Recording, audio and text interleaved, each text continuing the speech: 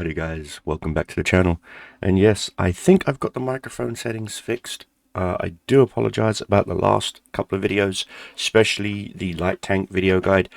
In my Sony Vegas, it appeared all the audio levels were correct, but apparently they weren't. So I do apologize for that, guys. Again, thank you for pointing it out to me in the comment section. You guys rock. So today, it is Saturday, not a Monday. It's the 7th of December as recording, and I unfortunately have a optometrist's appointment today. My left eye has been gradually getting so weak to the point where these prescription glasses no longer do anything for me. They help with my right eye, but not my left. My left eye is completely buggered. And that's because when I was younger, I used to do here in England, you can choose to do elective PE sports, taekwondo, judo, a form of self-defense. I chose judo and I chose boxing. And my judo, fine, not a problem with that. I got to orange or purple. I didn't get to black belt. My sister, she's like black belt plus. She's up there. She was in the Olympics. I'm very proud of my sister. She represented England in the Olympics, in the Junior Olympics. Got bronze. Very, very proud of my sister. I took to boxing more than I did judo. And liked it, but the problem was I'm a lefty, I'm a southpaw, but I fight orthodox, which means I keep my left hand down. Okay? And so it's sort of a cross guard meets Philly shell was my defense. It was a very unorthodox style of defense because I kept leading with my front of my head. I used to bait people to punch me so that I could counter uppercut. And it worked a lot, but the problem was sometimes if they were quicker than me, it would usually be pop, pop, pop. They'd get 3 in before I could get 1 in, if that makes sense, a 3-to-1 ratio, which is bad. Very, very bad. And eventually it all led up to me getting optic nerve damage in my left eye, which if anybody does martial arts or self-defense or anything like that, if you have optic nerve damage or retina nerve damage, basically, you're done. Your eye is going to progressively get worse and worse and worse and worse and worse. And so I've got an appointment today to go see the eye doctor about possibly getting either some kind of surgery set up, done or whatnot. So I'm recording this video now on the off chance that I might not be able to do a video for Monday. So I've got my coffee percolator set up, and yeah, I don't get me wrong, instant coffee is nice for it being instant, but I am more of a filtered coffee drinker since I lived in America. It just tastes way different to me, way different. And yeah, since then I prefer filtered coffee. I just prefer filtered coffee. Shoot me. Yes, the beard is gone. A lot of people, when they first saw me on the Discord and various other things, they were like, where's the beard? The beard had to go because I didn't get a letter of marque or remit to say that I could have my facial hair for a veterans event. Here in the UK, depending on what level I help with the reserves here in the UK, the cadets and the reservists. And so I still have to have a specific dress code, which means I still have to be either clean shaven or have a letter saying that I'm clear to wear the facial hair. Now, I'm not in combat. I don't go off to the Middle East like you do in the National Guard like they do in America. What I do is I go on maneuvers with them, which means I'll grab my rucky, I'll grab my BDUs, my boots and whatnot. We meet up at the 7th Rifled. If you know where that is, you know exactly where I'm at. I'm in Reading, England. And we meet up there and we do our thing. We go out to RG30, the Berkshire woods, things of that nature, and we camp and we do field runs and trainings. Sometimes we'll even go stay in the barracks and just do basic PE training. things of that nature. And it's more of a big brother, little brother situation. We've got veterans who come in as big brothers, and we give off little pearls of wisdom to the up and coming cadets who want to serve in the British Army. And we have them from all different branches: Navy, RAF, Marines, infantry, tanks, armored corps, artillery regiment, things of that nature. And we quite literally go through, and they say, oh, these kids are showing signs that they want to join the artillery regiment. These guys are showing signs that they want to be hussars. These guys are showing that they want to be this, they want to be. And we go through and we sit them down, and we can choose to either write them a letter of recommendation, which does go far in their recruitment selection process for specific special units afterwards. So, case in point, I was part of 3rd Armoured Regiment, nicknamed Cyclops, Challenger 1s, Challenger 2s, Warrior APCs, things of that nature, frontline combat vehicles, as well as recovery vehicles.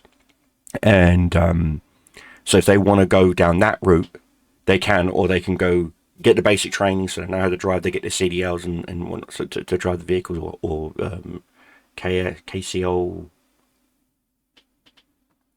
4 or KCL 4 will do light track vehicles, so Warrior APCs, half tracks, things of that nature.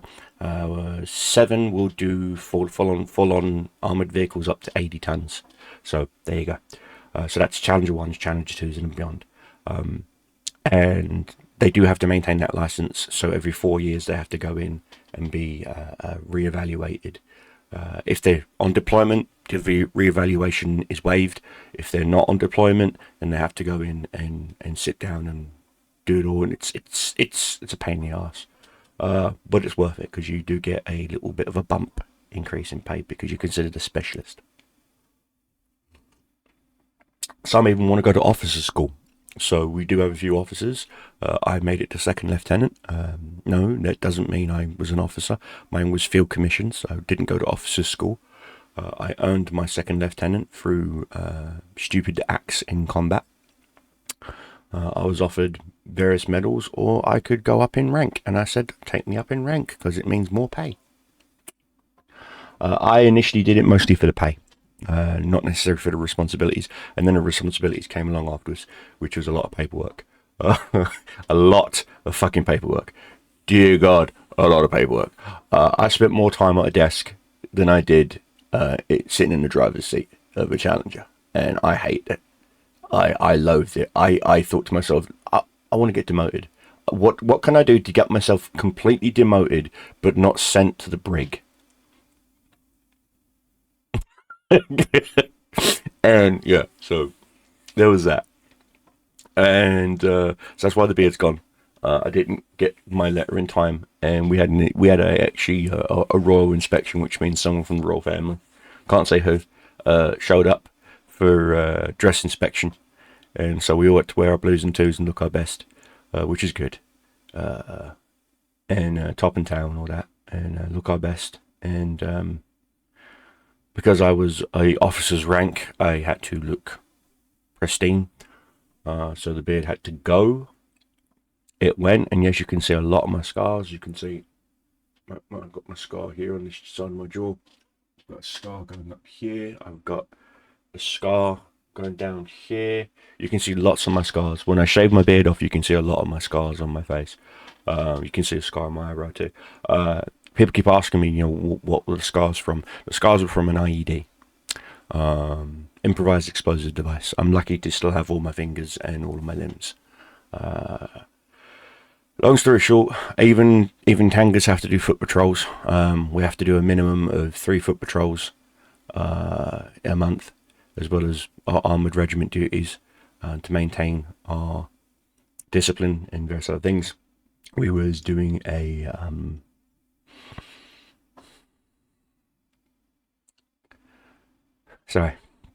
we were doing a foot patrol, and IED went off about, could have been less than 15-20 feet from me, and killed 3 of my mates, and shrapnel hit me in my leg, arm, sides, face, neck. Yeah, it was bad. The corpsman, the field medic, he took one look at me and said, "No, he's proper fucked," and just walked off. And I just laid there bleeding out, trying to grab a tourniquet and apply it to my leg, because all I cared about was not bleeding out, because I noticed that the blood coming from my leg was more darker, which means it's ephemeral bleed. And so I grabbed my tourniquet and I started applying it to my leg. And this corpsman comes up to me and he goes, "Don't bother, mate. You're fucked. There's nothing I can do for you." That was his words. And I'm applying it and applying it and applying it, and then I start losing feeling in my right arm, knowing I'm bleeding out. And I start to get lightheaded, and then another guy comes up with his tourniquet and applies it to my arm. And another one starts applying compound pressure to my neck. And another guy, and another guy. And I wish to God I got their names.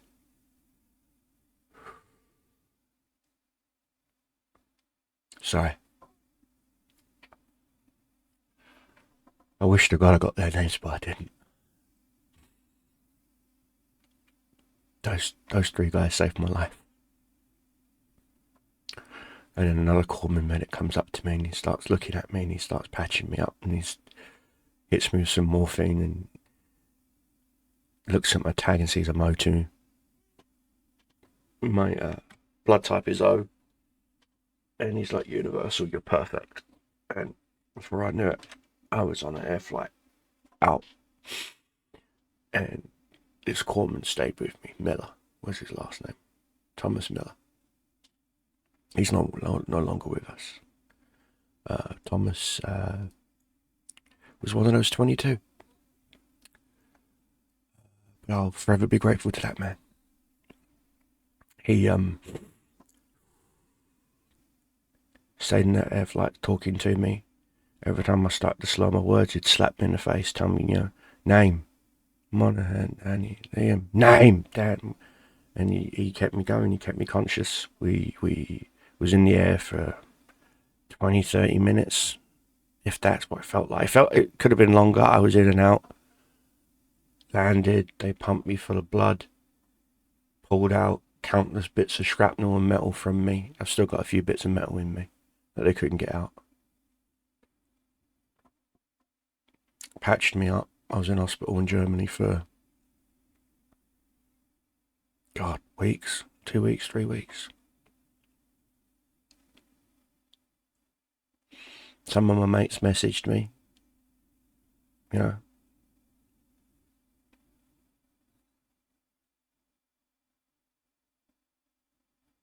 I never did find out the name of that first medic, because if I had, I would have killed him. I would have fragged him.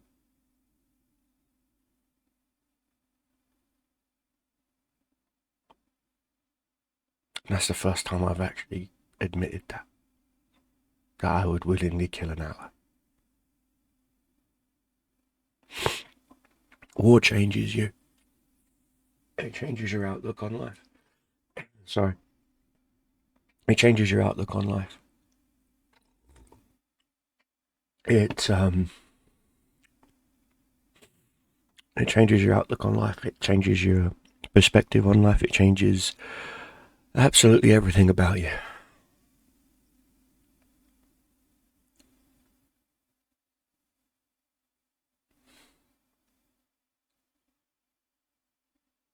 Sorry, it just got really, really dark. I apologize.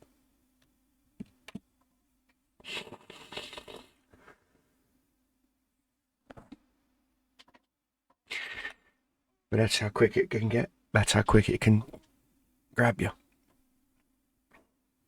There's a scene in Saving Private Ryan that when I first saw it, I didn't think anything of it until I was like, you know what, he's right. Which is the things a human being will do to another human being. The sheer level of violence that is capable in us all, every single one of us. And how the fire and the forge of training and combat and discipline hones that sword, sharpens that sword, puts it in our hand and tells us to kill. And we do it with a smile on our face.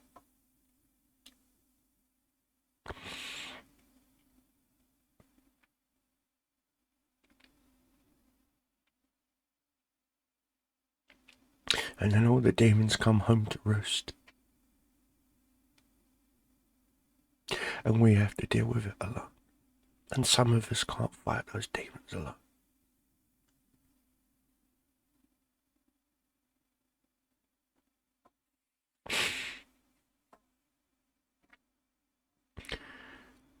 And that's what I have to tell these kids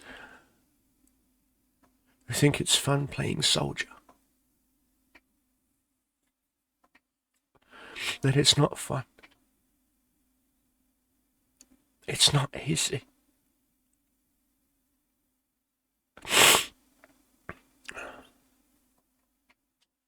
It's never fun. It's never easy. And yeah, you're watching a grown man cry. You're watching a grown man cry because my demons that I fight every fucking day.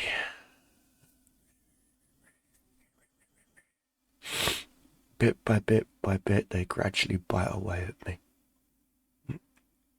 Hollow you out. Like a pumpkin.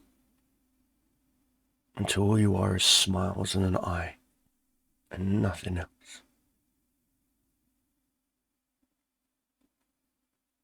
In my therapy group, now I'm not going to say names or anything, but some of the blokes in my veterans therapy group, they have records for domestic violence. It's a common thing with veterans. We suffer from it. Full disclosure, I have a thing on my record for domestic violence. Not here in England, but in the States. My civilian ex-wife just kept pushing all my buttons, just kept pushing and pushing and pushing and pushing and pushing and pushing and pushing and pushing. And I grabbed her. I didn't physically, I just grabbed a hold of her and held her because I wanted her to stop. I just wanted her to stop. I wanted her to stop and use her words. And she didn't. And she kept poking and pushing and poking and pushing and prodding and poking and pushing. And eventually I either was going to push her back, which means I was going to push her through a wall, juggernaut style, or I was just going to... And eventually I just grabbed a hold of her and I just held her. And she really didn't realize how strong I was until she realized how tight I was holding her. And I remember keep saying into her ear, please stop, before something bad happens.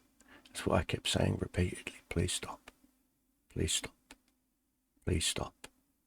I'm asking you, please stop. And she wouldn't stop. She kept punching me in my ribs. So yeah, women can be violent and domestic. And shortly after that, I moved into my own place because I knew that if I'd stuck around,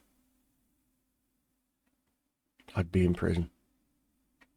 Legit, I'd be in prison, and my ex-wife wouldn't be breathing. I would have killed her. I would have snapped her neck and not even thought twice about it. And I confessed that in therapy on Monday. And therapist asked me, do I feel anything when I look at a woman?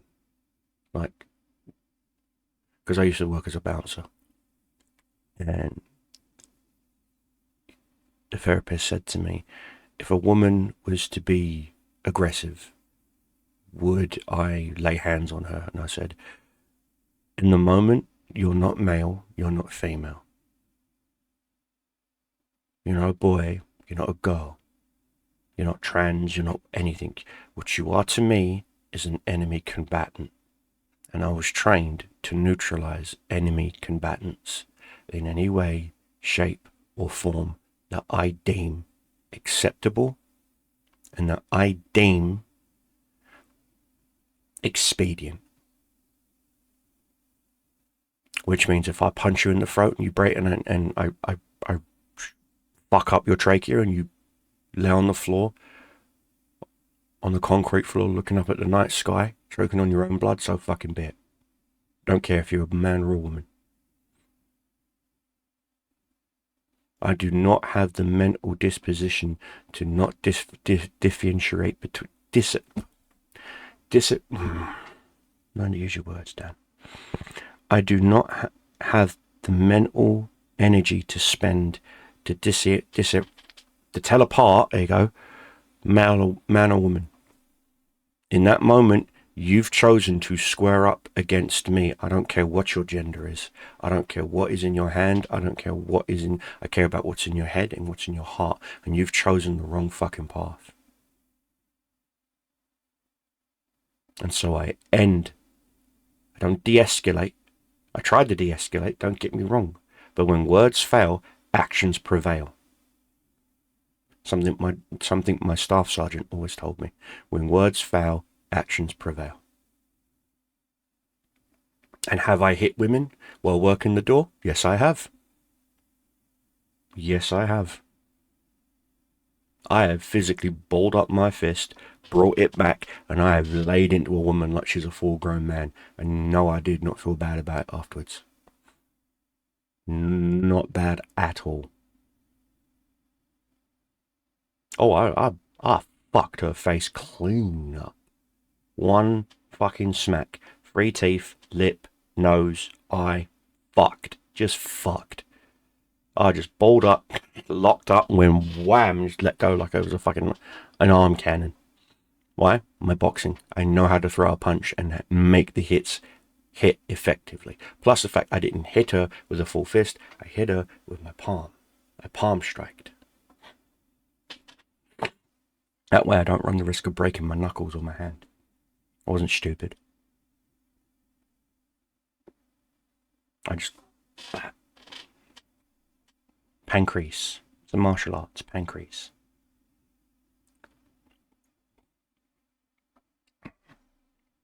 And after I did that, all of her friends were like, hey,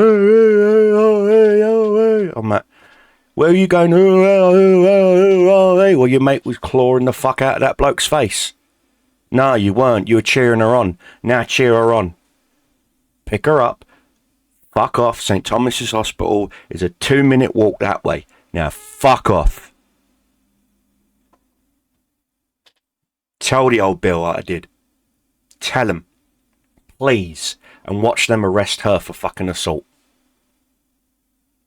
Not me. Her. Now fuck off.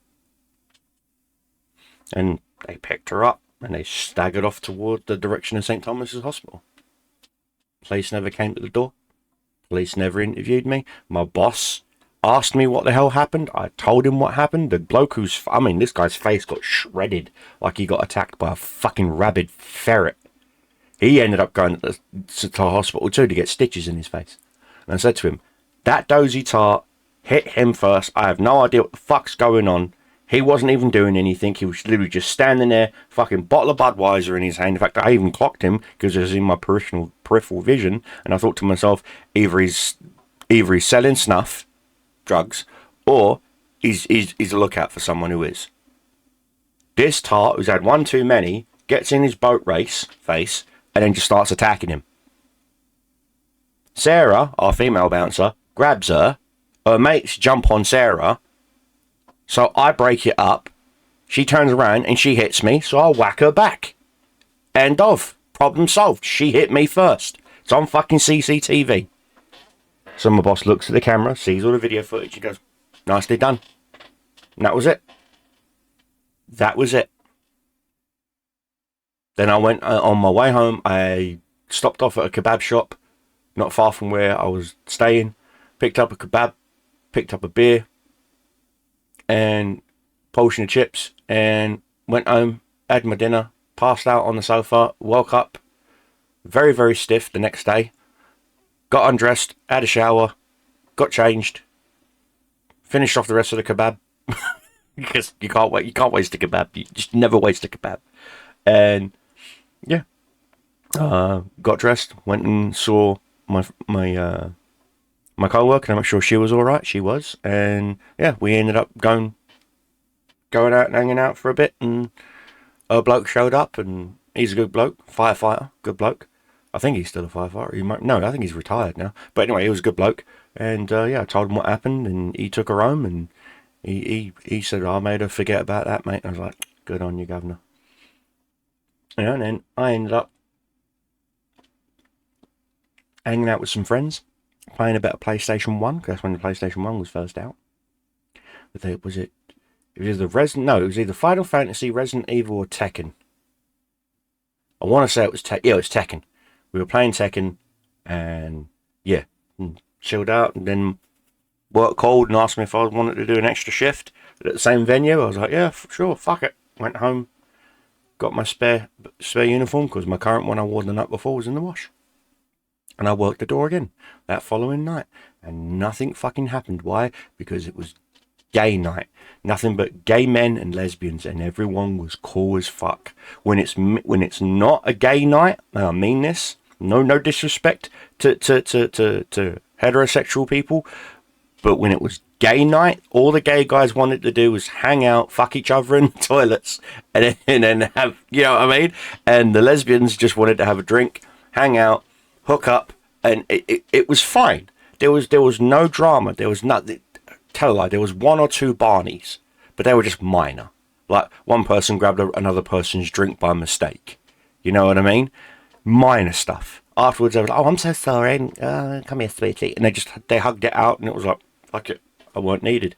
And the amount of gay guys that constantly kept buying me drinks, and I kept telling them, I was like, "Listen, I like you, but not like that, mate. You know, don't shit where you eat."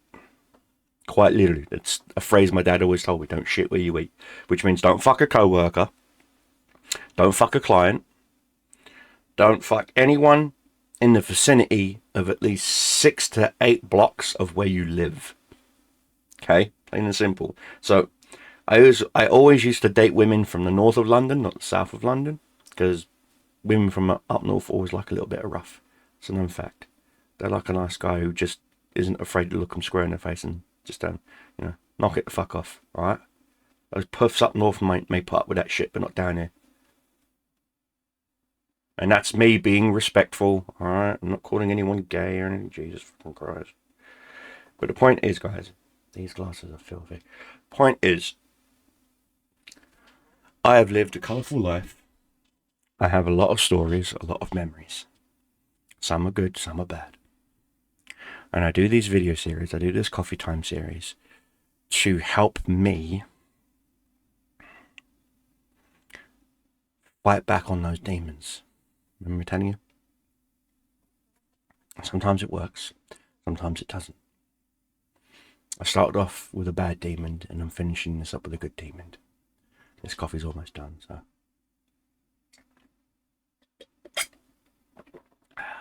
So I'm going to leave you these little wise words of wisdom, which is this. You may think you're in a really shit place right now, but it could get a lot worse. A lot worse. And the reason why it's not getting worse is because of the automated things that your body's doing in order for you to stay alive. Your body tells you you're hungry, you eat. Your body tells you you're thirsty, you drink. Your body tells you breathe, blink. But the one thing your body doesn't tell you what to do, what your mind doesn't tell you what to do, is how to communicate correctly. Learn the difference between talking to and talking at. Okay? Teachers talk at you. Bosses talk at you. Parents talk to you. Siblings talk to you. Lovers talk to you. The moment your lover starts talking at you, something's going on with them. Either they're lusting after someone else, or there's something going on between you two, which means you sit them down and you talk it out. Alright? Those are the only words of wisdom I'm going to give you today. Till then, keep your shadows flying, keep your enemies dying. Cobra Commander is out and this coffee's done. Which means this video is done.